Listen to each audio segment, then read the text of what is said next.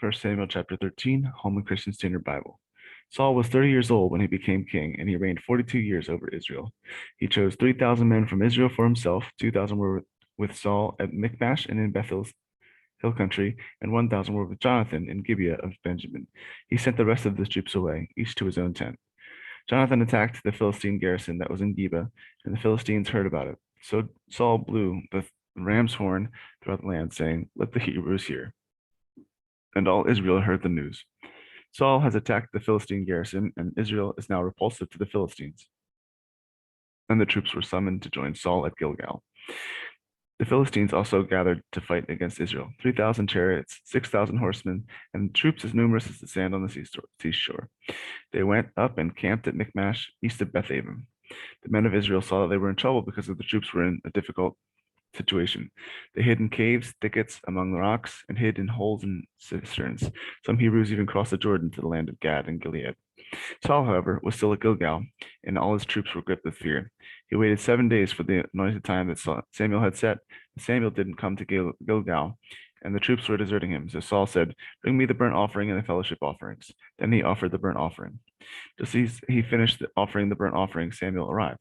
So Saul went out to greet him, and Samuel asked, "What have you done?" Saul answered, "When I saw that the troops were deserting me and you didn't come within the appointed days and the Philistines were gathering at Michmash, I thought the Philistines will now descend on me here at Gilgal, and I haven't sought the Lord's favor. So I forced myself to offer the burnt offering." Samuel said to Saul, "You have been foolish. You have not kept the command which the Lord your God gave you. It was at this time that the Lord would have permanently established your reign over Israel, but now your reign will not endure. The Lord has found a man loyal to him, and the Lord has appointed him as a ruler over his people, because you have not done what the Lord has commanded." Then Samuel went from Gilgal to Gibeah in Benjamin. Saul registered the troops who were with him, about 600 men.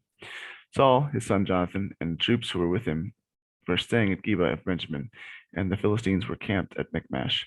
Raiding parties went out from the Philistine camp in 3 divisions. One division headed toward the Ophrah road, leading to the land of Shual. The next division went toward the Beth Horon road, and the last division was headed down to the border that looks out over the valley of Zeboim through the wilderness, toward the wilderness. No blacksmith could be found in all the land of Israel because the Philistines had said, "Otherwise, the Hebrews will make swords or spears." So all the Israelites went to the Philistines to sharpen their plows, mattocks, axes, and sickles.